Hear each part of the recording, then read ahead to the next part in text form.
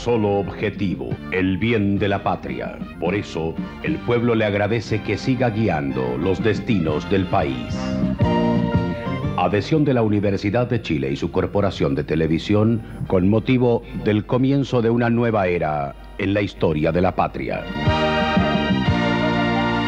Tele 11 Noticias, Tele 11 Informa. Presidente de la República juró la nueva Constitución.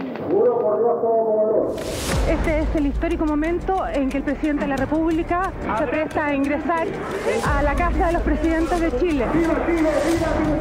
Seremos inflexibles en hacer cumplir las leyes, reiterando que el peso de la autoridad caerá sobre quienes pretenden destruir la paz social.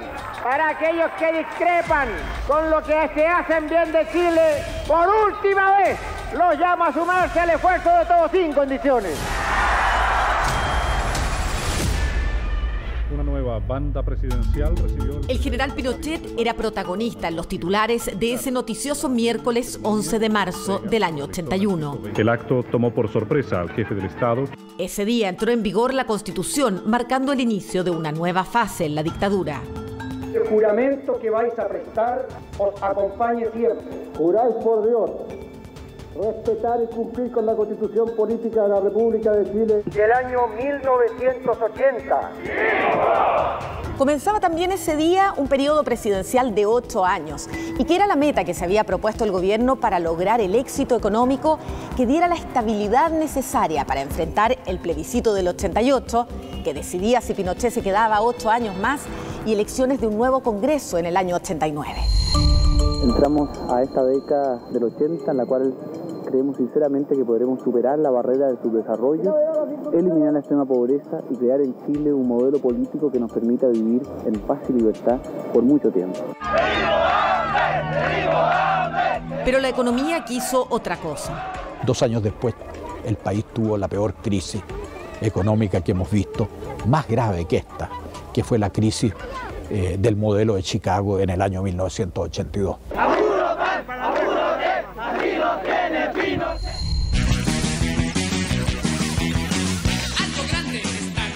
Protestas, crímenes políticos e incluso el intento de matar a Pinochet marcaron esa década que se acercaba a su fin con una luz de esperanza.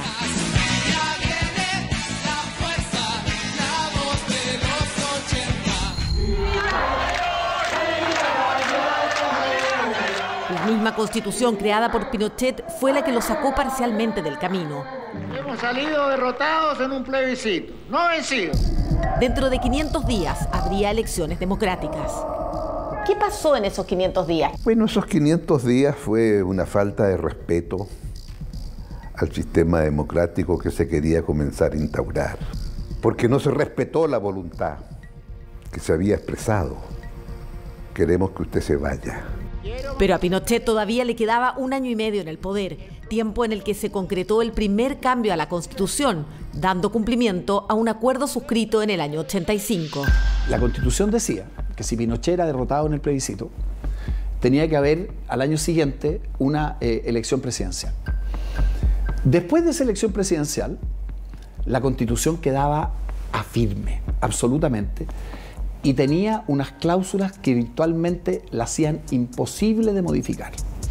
Pero la misma Constitución decía que entre el plebiscito en que había sido derrotado Pinochet y el nuevo presidente que asumiera, en ese espacio de tiempo, la Junta de Gobierno podía proponer reformas a la Constitución que tenían que ser aprobadas por un plebiscito. No todos concordaban en hacer reformas. La UDI se oponía, al igual que el ministro del Interior, Sergio Fernández, por lo que fue reemplazado en el gabinete por Carlos Cáceres. Aquí están las fotos de los 2 gabinetes del presidente Pinochet. Fui a conversar con el presidente Pinochet y le planteé las razones por las cuales me parecía conveniente para el país realizar esta reforma. Por supuesto que preguntas van, preguntas vienen. Al final me dijo, ministro, me ha convencido en que es conveniente hacer esto. Y cuando iba saliendo de la reunión, me dice, ministro, me dice, este espacio para hacer la reforma. Dije, presidente, yo le doy las gracias porque en la medida que yo vea luz que atraviesa sus dedos, eso me da a mí una capacidad de maniobra para iniciar el proceso de negociación. Se drogaron. se lo tomaron todo. El cine chileno comenzaba a salir del letargo del llamado apagón cultural. Tras el éxito de Susi, con Marcela Osorio, Gonzalo Justiniano rodaba Caluga Aumenta. Yo hago negocios para ganar billetes, no para poner billetes. Soy poco inversionista, weón, ¿eh? Si para ganar billetes hay que poner billetes, pues, weón. Y esa es la papa del libre mercado, compadre. La marginalidad social y el nuevo orden económico, una realidad no muy vista en el Chile de ese entonces. Pero antes había que negociar la nueva democracia. Por la oposición, Patricio Aylwin y Edgardo Benninger. La derecha representada por Sergio Onofre Jarpa y Andrés Alamán. Carlos Cáceres, junto al general Jorge Ballerino, por el gobierno. Hubo un pliego de peticiones y al frente le decían, esto no estoy de acuerdo, esto sí, discutámoslo. La idea era democratizar la Constitución para las próximas elecciones. El artículo 8º, que mantenía en la ilegalidad a la izquierda, era un escollo. Entendieron que había que cambiarlo porque, por ejemplo, Colomiro Almeida, que era uno de los dirigentes más importantes del mundo político de la época, no podía votar, pues estaba casado por el artículo 8º. Germán Correa no podía votar porque estaba casado. Todos fuimos inconstitucionalizados, es decir, no teníamos existencia, derechos políticos no teníamos. Pero como en toda negociación tuvieron que ceder en algo para derogarlo. Se modificó a cambio de ¿qué? De que ellos aumentaron los quórums para modificar las reformas a la Constitución. Los quórums se elevaron y creo entiende que había una razón muy poderosa. Si yo coloco quórums bastante reducidos, simple mayoría, para la reforma constitucional, evidentemente que genera un grado de inestabilidad, un grado de incerteza jurídica que de alguna manera va a afectar finalmente el orden de la economía. No lograron eliminar a los designados, pero aumentaron el número de senadores, lo que disminuyó su peso porcentual en el legislativo. Sobre lo que ocurrió con el sistema binominal, hay versiones contrapuestas. Yo entendía y todos entendíamos que cuando Jarpa le decía a Aylwin conforme o Aylwin le decía a Jarpa conforme, el asunto estaba cerrado. No era necesario andar firmando ni un papel, los papeles se firmaban después cuando era necesario. Y ahí entonces dijeron, bueno, pero es que si no conseguimos, por ejemplo, cambiar el binominal, lo hacemos en la primera legislatura. Tan pronto se elige el nuevo Congreso, ahí lo cambiamos. El compromiso fue eliminar el sistema binominal más adelante y eliminar los senadores designados también más adelante. Aylwin llegó con dio esa cuenta. Yo le dije, presidente, ¿y usted hizo firmar eso a Alamán y Jarpa? No, dijo Aylwin, no es necesario, ellos son caballeros y van a respetar su palabra. Después no se cumplió, claro. ¿Por qué no se cumplió? Bueno, entre otras cosas porque en el caso de la Unión Demócrata Independiente no era partidaria ni del sistema, o sea, no estaba en este acuerdo. Ellos eran partidarios de la mantención de los senadores designados y que se mantuviera el sistema binominal. Logrado el acuerdo, la reforma fue plebiscitada en el 89. La aprobación de los cambios fue abrumadora, lo que para algunos borró el pecado original de la consulta del 80 realizada sin registros electorales.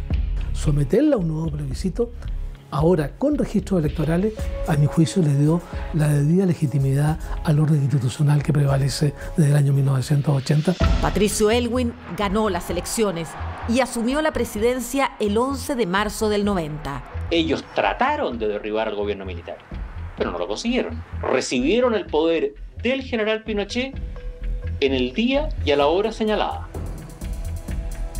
Ni un día antes, ni un día después. Y lo recibieron dentro de la Constitución que nosotros elaboramos. Esa fue la Constitución que entró en plena vigencia cuando asumió Aylwin, y ahí comenzaron las sorpresas. Bastó ver el diario oficial del día anterior. En ese diario oficial del día 10 de marzo está la Ley Orgánica Constitucional de Enseñanza, que hasta el día de hoy en buena parte de ella sigue rigiendo. Y es que la dictadura las promulgó a solo días de entregar el poder. La ley de la educación, la ley electoral, la ley de radio y televisión, la ley del Banco Central, la ley de las Fuerzas Armadas, eran leyes que tenían que completarse antes del inicio del próximo gobierno. Las leyes orgánicas están previstas en la Constitución, son la expresión práctica de sus principios y regulan importantes materias. Y como eran leyes importantes, se colocaron a esas leyes quórums más elevados para su reforma, pero no con el ánimo de crear enclaves autoritarios, como se ha dicho también. No, el ánimo fue generar un proceso de estabilidad institucional que siempre lo hemos considerado como fundamental para que una sociedad progrese. Elwin gobernó con estas reglas, sin posibilidad de remover a los comandantes en jefe, con el Consejo de Seguridad Nacional como tutela militar sobre el poder civil y con nulas posibilidades de realizar reformas a causa de los senadores designados. Como bancada hicieron la diferencia y le dieron a la derecha la mayoría en el Senado, con lo cual la Concertación, a pesar de que obtuvo mayoría en todas las elecciones parlamentarias, nunca tuvo mayoría en el Congreso entre el año 89 y el año 2005.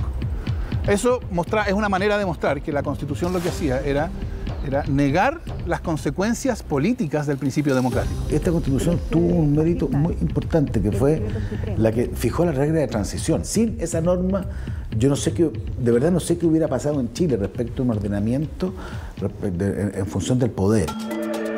Sería recién en el tercer gobierno de la Concertación que lograrían eliminarse los llamados enclaves autoritarios. Tenemos hoy por fin una Constitución democrática, acorde con el espíritu de Chile. Chilenos y chilenas, hoy despunta la primavera. La reforma realizada en el 2005 terminó con los senadores designados, la inamovilidad de los comandantes en jefe, le restó poder al Consejo de Seguridad Nacional y acabó con la tutela militar sobre el poder civil. Era para celebrarlo. ¿Cómo que no? Mire lo que nos costó. Pero ¿eso quiere decir que es la Constitución que me satisface? No. A mí no me satisfacía una Constitución en donde el ámbito público estaba escondido, que no apareciera. No me gustaba una Constitución que no dijera que los recursos naturales son de todos los chilenos y si el Estado los quiere entregar por alguna razón de bien público, eso se debate públicamente, no entre gallos y medianoche, como se entregaron los derechos de agua en Chile.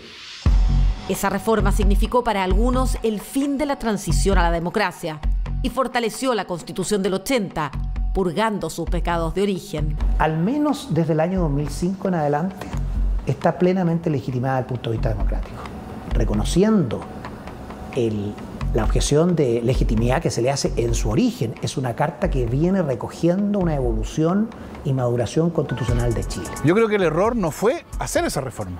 El error fue haber presentado esa reforma como si fuera la solución del problema constitucional, porque al hacer eso, Lagos y la Concertación lo que hicieron fue apropiarse de todo lo que quedaba de la Constitución.